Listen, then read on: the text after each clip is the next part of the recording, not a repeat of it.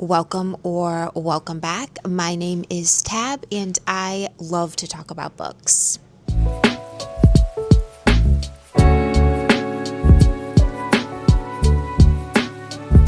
In today's video, I am going to be changing up how I kind of post my reviews.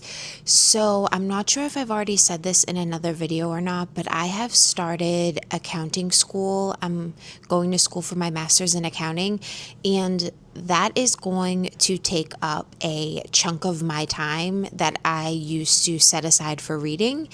And I don't think I'm going to be able to pump out as many books or make as many videos or keep track of all the different videos and episodes that I have or what I'm on.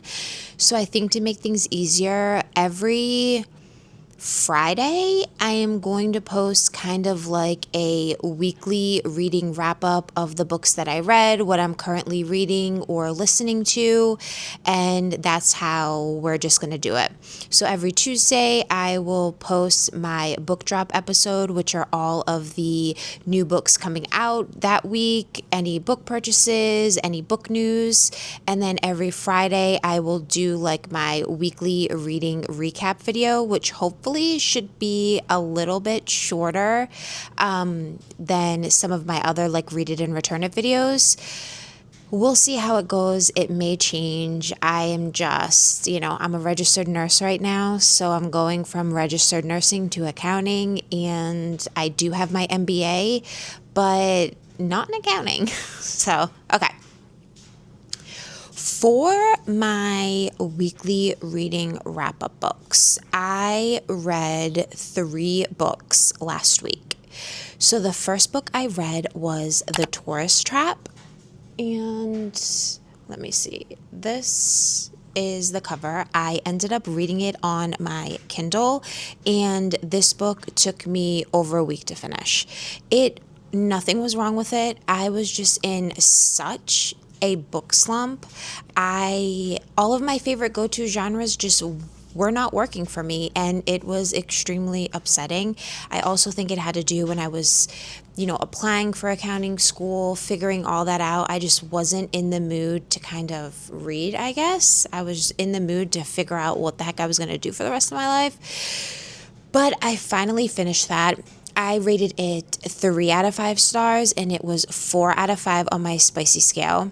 This is about Claire, who is seeking a summer of fun before deciding on her future, takes a lifeguard job in the tourist town of Seaside Point, New Jersey.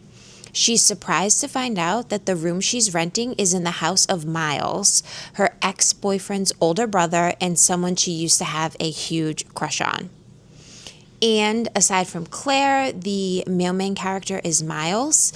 He's a hardworking and responsible man who needs to buy his brother out of the house they inherited.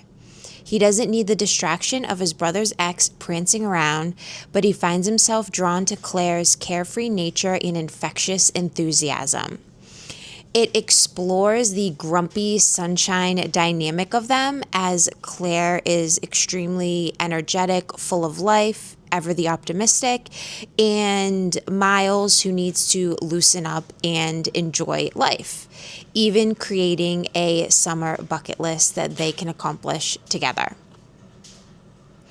So, like I said, it took me a while to get into this book until I hit around 60%, and then I was finding it a little bit more interesting, and I didn't put the book down.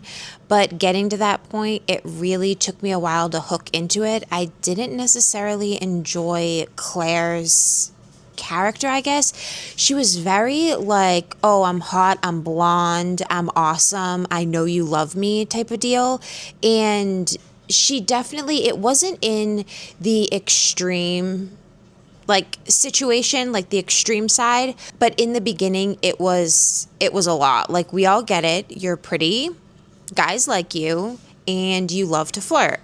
But why would another guy find that attractive of someone who likes to flirt with everyone?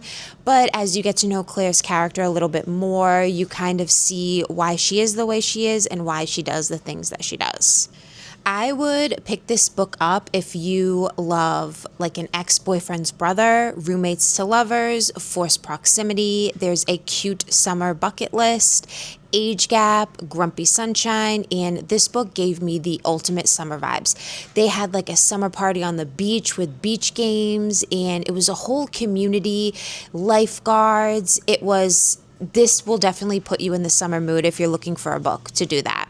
The second book that I finished was Best of All Worlds by Kenneth Opel, and this is the book that got me out of my reading slump.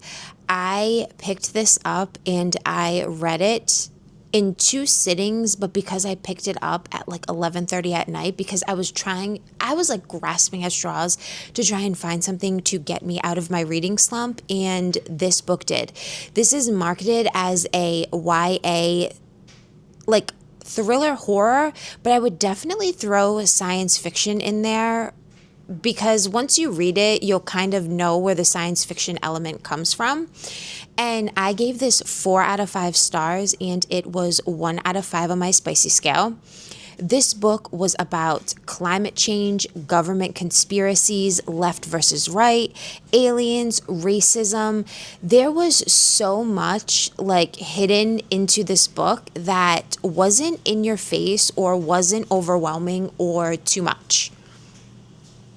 It follows Xavier, his dad, and his stepmom, who is currently about 8 months pregnant with his soon-to-be little brother. Xavier has a brother Sam and a mom that are back at home. What happened was the 3 of them, Xavier, his stepmom, and his dad, went to their summer cabin for the weekend, like they happen to do a lot during the summer. Sam decided to stay home, and obviously the mom didn't come. They're divorced, and they go to the cabin, go to sleep. It is an electronic-free zone. They are supposed to unplug and enjoy each other's company, and then they wake up and they are still in the same cabin, but their outside surroundings are completely different.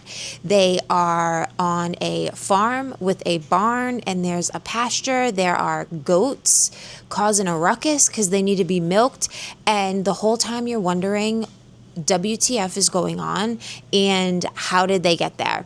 Now, you get the story kind of slowly, but the ending is definitely like a choose your own ending, kind of. It's left up to the reader to perceive whatever you necessarily want to think. And as you read it, you'll know which 2 sides you can kind of be on.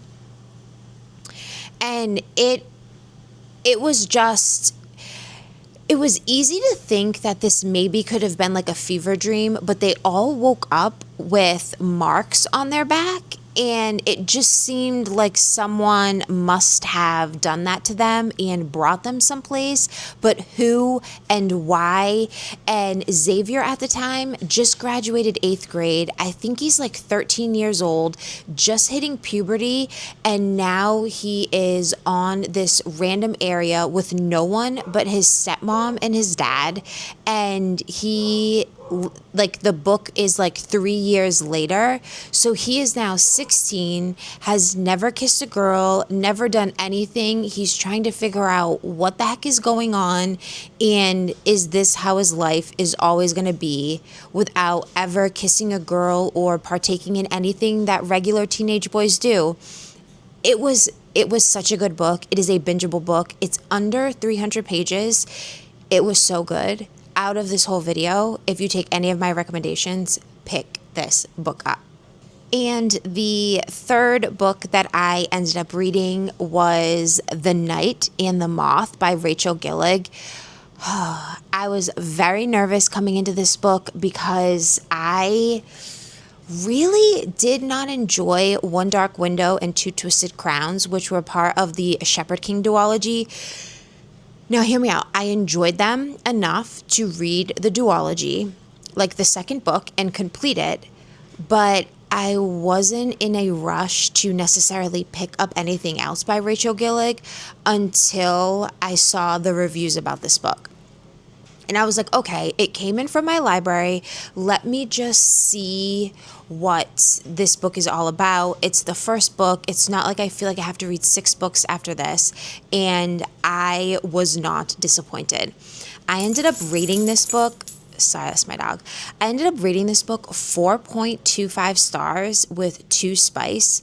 This was a Gothic fantasy novel that tells the story of Sybil Delling, a young woman known as Six, who is one of 6 diviners living in a great cathedral.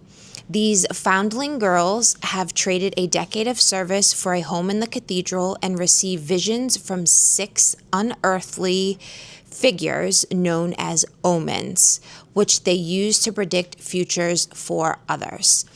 So basically, that is their job. People pay an X amount of coin or gifts or anything to the abbess, I think that's what it is, who's like the main one who is in charge of the 6 diviners.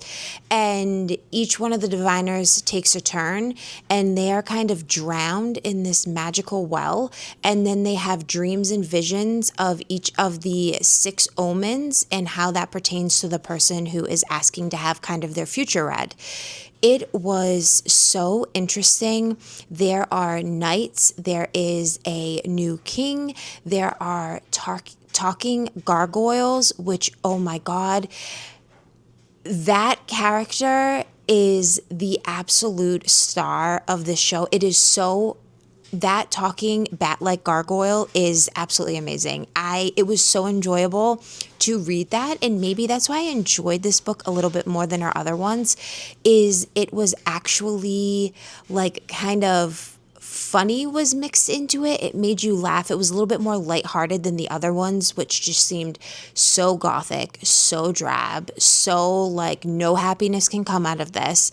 But this book was the complete opposite. There was a very slow burn romance, but the angst was there. And when they finally connected, it was so beautiful. But the ending to this, you guys, I did not see this ending coming. It was an amazing ending. I cannot wait for book 2. I have never been blindsided so much by an ending before. It just was so good. There are found family, believing in yourself, starting over again. What Sybil was led to believe her whole time that she was at this covenant place was that after serving 10 years, you get to go and live freely. And she starts to notice that one by one, the other diviners, 1 through 5, which they're all close, they've been together for over 9 years, so they're all kind of like sisters. One by one, they each seem to disappear until she's the only one left, and now she's on a hunt to find them to figure out what the heck happened to them, and is she next? This book was so good, so delightful. I am so thoroughly happy that I picked it up, which does not help my TBR, because now even if I don't like an author, I'm always going to want to pick up another book from them, because what if this is a great book and I am just being too stingy with what I am deciding to read, or why should I cast an author out? I have no authors on like my blacklist. I will not read. I haven't come across any. I'm sure maybe if I decide to be a little bit more risky or less, this is a popular book, and try and go in more indie or unknown authors, I may come across a few that are like, whoa, ho, no, this is not for me. But for now, I haven't found any like that. And I consider myself very lucky, because if anyone is on Threads is like the worst place to go if you are an author, if you are an insecure, like a bookstagrammer. Threads is just cattiness and people arguing, and they don't like what you say. How can you say that? And it's just like, everyone has their own opinion, people. If you don't like the opinion, you don't need to comment on the post. You're allowed to post your own opinion on your own page. That is completely fine. But going on someone else's posts and just like completely ripping them to shreds because you don't agree with them is not okay. It's not cool. And that's a bully. I'm sorry. Okay, So now I will go over what I am currently reading.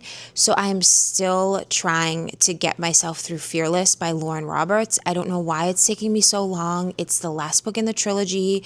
I want to read it so bad. I don't understand why it's just not jumping out at me. And I'm also reading The Listeners by Maggie S. I am not going to try and pronounce her last name because I don't feel like embarrassing myself today, but this is the book. It is a World War II historical fiction, and so far it is absolutely awesome. And what I'm currently listening to and only really listen to in the car ride for maybe like 10 or 15 minutes is The Anxious Generation by Jonathan Haidt. And that one's really good, especially you have kids when everything is so technology based. So if you do have kids and you are struggling with, should we get them a cell phone? Are they on their iPad too much? How much is too much? You know, like we should be leading by example, but sometimes I love to be on my phone. It is a great thing to listen to, even if you're doing chores or something. So I would definitely suggest that. So that is everything that I read this week. I will be back next week with a whole bunch of other books that I read. I hope you have a great week, and I will talk to you later.